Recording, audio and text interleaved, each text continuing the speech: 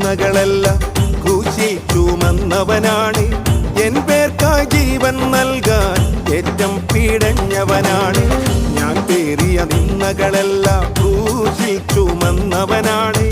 N പേർക്കായി ജീവൻ നൽകാൻ ഏറ്റം പീഡഞ്ഞവനാണ്. അവനേറ്റ മുറിപ്പാടുകളിൽ സൗഖ്യം ഞാൻ കാണുന്നുണ്ട്.